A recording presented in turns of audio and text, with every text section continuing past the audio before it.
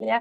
Je suis la chargée de projet de la FSDG. Je suis ravie de vous recevoir avec nous aujourd'hui et d'avoir en notre compagnie Lorena Finius, notre artiste peintre que nous avons eu le plaisir de recevoir lors de la soirée peinture de vendredi.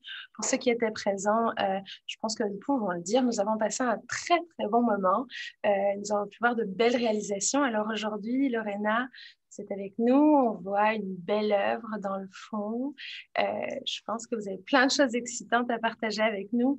Dans un premier temps, peut-être, je vous laisse la place de vous présenter, de nous en dire davantage sur vous et qui vous êtes. Oui. Bonjour tout le monde, je suis vraiment contente d'avoir été invitée aujourd'hui par l'Association canadienne-française de l'Ontario depuis la semaine dernière pour faire ce magnifique atelier avec une superbe audience qui ont fait des super projets et aussi de revenir aujourd'hui pour présenter la toile qui a été commissionnée en fait par la CFO pour présenter dans la communauté en tant que telle. Donc, mon nom, c'est Lorna Finius et je suis une artiste haïtiano-canadienne spécialisée en peinture avec un baccalauréat en arts visuels, mais aussi une art en communication de l'Université d'Ottawa. Et je travaille vraiment avec ce sujet des représentations d'Haïti, son archive, le tiers-espace en tant que tel. Donc, qu'est-ce que ça veut dire d'être haïtienne, mais aussi canadienne et quel genre d'espace, des fois absurde, nouveau qui vraiment ressort de ça. Et aussi cette idée du panafricanisme, donc comment l'expérience haïtienne peut aller au-delà de juste cette idée antillaise, mais continue à s'alliancer avec ses ancêtres africains au-delà de la diaspora. Donc, je suis vraiment heureuse aujourd'hui d'être ici et oui. Donc, est-ce que j'aurais aussi commencé à introduire un peu la pièce ou... Oui, volontiers. J'aimerais juste préciser quelque chose pour nos auditeurs. Effectivement, il s'agit d'un événement qui est présenté par la FSDG et le réseau de soutien à l'immigration francophone de l'Est ontarien, pardon, qui nous a joints dans cette belle collaboration et pour présenter cette belle œuvre. Donc, on les remercie également. Oui, oui, définitivement. Vraiment, je suis une artiste peintre, mais aussi je travaille dans l'administration des arts. Et tout. Donc, en fait, comme ici dit ma déclaration d'artiste, j'ai déjà un peu touché. Donc, je travaille vraiment avec une approche qui consiste en une superposition progressive de peinture avec un ensemble de textures denses et ondulées. Donc, c'est représenté très bien dans cette œuvre en tant que telle, ce type de technique spécifique que j'utilise dans mes œuvres. Et aussi, mes expériences vécues en tant que femme racisée sont centrées dans chacune de mes œuvres. C'est vraiment de mon vécu en tant que femme noire, en tant que jeune femme noire aussi au Canada, puisque je suis née ici à Gatineau, Québec. Ensuite, j'ai déménagé en Ontario à moitié autour de l'âge de 12 ans. Donc, j'ai vraiment vécu ce côté vraiment francophone quand j'étais jeune. Et ensuite, je suis venue en Ontario et tout ça, mais même si j'ai continué toute mon éducation en français. Et vraiment, cette idée de la diaspora haïtienne, c'est mon audience principale et c'est à quoi je pense le plus, puisque c'est ça que j'ai été immergée depuis que je suis jeune. Mon but premier, c'est vraiment cette reconstruction de l'histoire fragmentée des Caraïbes. Comment est-ce qu'on peut présenter une nouvelle idée de qu'est-ce que c'est d'être antillais aujourd'hui, mais aussi de vivre au Canada et toutes ces conceptions aussi qui viennent avec l'identité haïtienne en tant que telle, qui je pense est très démantelée quand elle ne devrait pas l'être. C'est vraiment des images construites au travers de la peinture que je fais, je me donne un peu ce rôle de reconstruire une image qui est plus propre à l'essence de ce rôle d'être, de l'haïtianité en tant que telle. Et mes médiums de choix sont l'acrylique, l'huile et le collage. Donc, dans cette œuvre, je n'ai pas de collage, mais des fois, je vais utiliser le collage puisque j'utilise souvent l'archive, j'utilise souvent mes albums de famille et j'aime aussi inculquer ce genre de côté plus photographique que la pratique que je fais.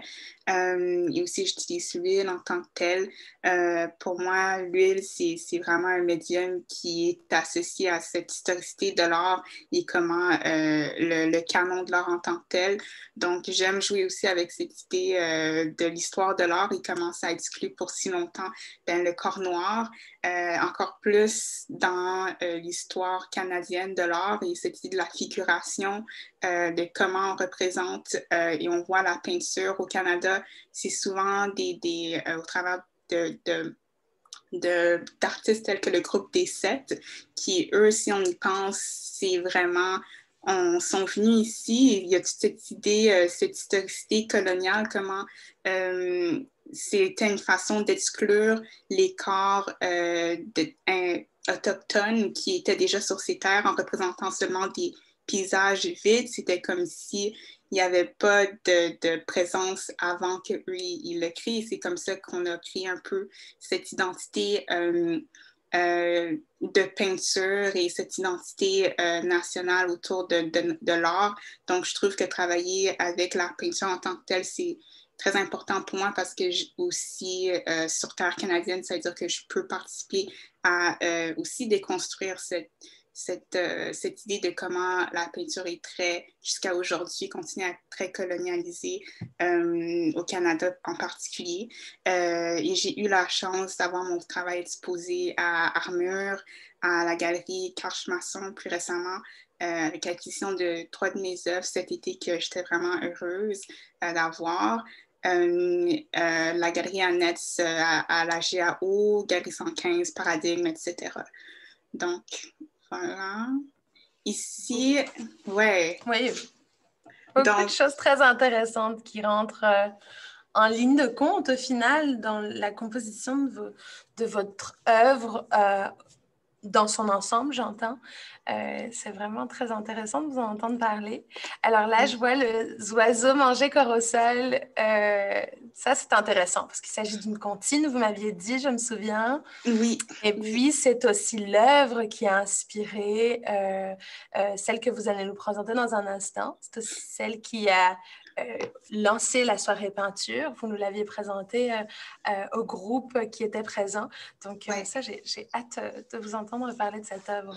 Oui, en fait, donc l'œuvre que j'ai fait qui a été commissionnée s'appelle L'autre bord de l'eau, qui est en fait créole pour dire l'autre bord de l'eau, qui est une expression qui parle souvent de cette distanciation des corps haïtiens après comme leur exil ou leur déplacement sur d'autres terres en tant que telles. Qu'est-ce que ça fait d'être loin de la patrie en tant que telle et physiquement. Donc là, c'est un peu une réflexion et une continuation aussi de cette œuvre Oiseaux manger corosol qui a été faite en 2019, qui en fait cherche à s'appuyer sur l'histoire musicale du patrimoine haïtien et c'est inspiré d'une berceuse qui est aussi appelée Petits oiseaux pour enfants, recréée par Franz Cassius, un guitariste et aussi un compositeur haïtien, mais qui a passé la plupart de sa vie en Amérique. Donc, quand je parle aussi de cette idée de l'autre bord de l'eau, ben, m'inspirer aussi d'un artiste qui lui-même a passé plusieurs de sa vie, la plupart de son vécu en exil en tant que diaspora en tant que tel aussi, ça reflète beaucoup des choix esthétiques que j'ai choisis avec cette idée de la mer. Et en fait, la chanson en tant que telle aborde le mythe d'une femme croque-mitaine qui, en fait, est prête à dévorer un oiseau qui se présenterait à sa porte. Donc, c'est un peu glauque en tant qu'histoire pour enfants, mais c'est une façon aussi de les faire agir bien si on leur utilise. Mais aussi, c'est une belle chanson en tant que telle que j'aime beaucoup. Et c'est pour ça que je crois que je pense à celle-ci puis que je l'écoute, ça m'inspire un peu, ce sont des vagues, ce sont de la mer, etc. Et c'est pour ça que j'ai un peu fait cette union entre les deux images. Au cœur de l'œuvre, on voit la figure d'un danseur qui danse en fait le folklore Et on a un paysage de pêche à l'aube. Le personnage fait référence aux archives photographiques du chorégraphe Jean-Léon Destiné. Donc, toujours cette idée pour moi de retourner à l'archive haïtienne, rechercher dans cette historicité-là, comment est-ce que je peux apporter plusieurs côtés de la culture dans une seule pièce. Donc, je touche un peu à ce côté musical, mais aussi la danse et l'art visuel. Puis, je crée un peu comme un mélange de tout. Puis, il y a cette œuvre. Et vraiment, cette pièce, pour moi, ça espère raviver ce sentiment de nostalgie à la base du nom donné à Haïti, qui était la perle des Antilles, mais aussi l'autre bord de l'eau en tant que continuation. Puisque en ce moment, je pense souvent à cette idée de la traite des corps transatlantiques des esclaves. Bien, je pense souvent au lien puis à la relation des Antillais puis des Haïtiens par rapport à la mer, par rapport à l'eau et comment il y avait eu cette grande crise aussi dans les années, je ne suis plus sûre quelles années, mais en tout cas, à Miami, aux États-Unis, mais aussi au Canada, et ça continue jusqu'à aujourd'hui un peu, de plusieurs Haïtiens qui vont utiliser cette idée du bateau pour venir sur les terres étrangères. Et comme ici dans cette œuvre, on voit le bateau un peu abandonné, on a le pneu à côté. Bien que c'est assez, ça donne pas énormément d'indices quand ça vient à toute l'historicité qui pourrait être attachée à ça, mais aussi, pour moi, je pense que c'est souvent une historicité très lourde en tant que telle. Donc, je voulais juste approcher ça de façon un peu plus sans aller trop en détail pour donner plutôt comme idée à penser, que ça peut être associé à ça, mais que c'est pas simplement à propos de cette idée-là. Mais non, c'est plutôt juste à cause de... Je pense souvent... je pense vraiment à ça en ce moment. Donc, c'est pour ça que je pense que quand j'ai créé cette œuvre, c'était un des sujets les plus stagnants, on va dire. Je pense stagnant, en tout cas. Donc, ouais. C'est fort intéressant en tout cas de voir le travail de minutie, de recherche en amont qui entre dans l'élaboration de cette œuvre. J'aime vous entendre parler de toutes vos recherches et puis de ce rôle en fait de chercher dans le patrimoine, dans les archives pour faire ressortir des éléments marquants et puis de vous les approprier aussi bien. Je trouve ça très très beau. Donc maintenant, je pense qu'on pourrait peut-être parler davantage de l'œuvre finie. On l'a suffisamment fait attendre, on en a parlé brièvement pendant l'atelier et puis là on voit un tout petit bout, mais est-ce qu'on peut la voir? On peut peut-être stopper le partage d'écran? Oui, je vais faire ça, stop share. OK. Super. Je ne sais pas si ça serait mieux pour moi de l'enlever ou l'approcher. Oups! Mais c'est très bien comme ça. On voit, OK, c'est très bien comme ça. OK. OK, ouais. Voilà. J'essaie de le rendre propre. OK, ouais. Donc, en fait, si on voit un peu cette mer, on voit le bateau ici, le pneu, et juste un peu ce paysage très, très tropical. Mais qu'est-ce que j'aime avec l'œuvre, c'est qu'on ne sait pas vraiment sur quel endroit on aboutit ou ce qu'on est. Donc, ça ouvre vraiment cette idée de savoir que un peu la diaspora haïtienne, elle peut être partout, elle se retrouve partout, en tout cas.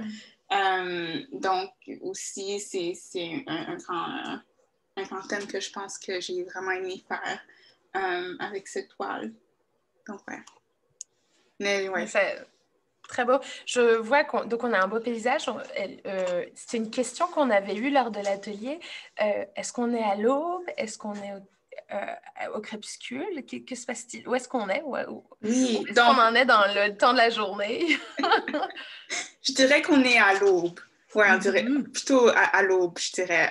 Je pense que j'aime cette idée que ce soit aux petites heures du matin, que c'est peut-être après toute une une soirée comme sur la mer, qu'on arrive sur ces plages et en tant que tel. Donc, je dirais plutôt à l'aube, ouais. Et j'aime beaucoup moi aussi l'idée de l'aube parce que le thème du mois de l'histoire des Noirs cette année, c'est le futur, c'est maintenant. Oui. Et j'apprécie beaucoup cet écho que j'ai envie de voir avec cette œuvre. L'aube, on est encore à l'orée du jour, de nouvelles choses, mais il y Ah a oui. aussi tout ce passé qui est présent et qui est présent dans votre œuvre, qui est pris en compte, mais qui laisse un champ des possibles Ouais. vers un futur qui peut être entrepris maintenant. Parce que comme vous le dites vous-même, on ne sait pas de quel bord on est, mais il y a beaucoup de possibilités et tout est inclus. Mm-hmm. Donc moi, j'aime beaucoup, et moi, ça me plaît beaucoup, ça me plaît énormément. J'ai du mal à me contrôler, je m'excuse. Ah non, non, moi, je suis contente, j'ai la réaction. Donc, nous avons Diane Poirier, notre présidente d'organisation, qui est là dans les commentaires et qui interagit avec nous et qui dit que les couleurs de la mer sont superbes. Ah, Et ça, je merci. suis vraiment d'accord avec elle. C'est vrai que le travail des couleurs est juste magnifique sur cette œuvre. Et puis, on est très heureux de Merci. pouvoir la recevoir.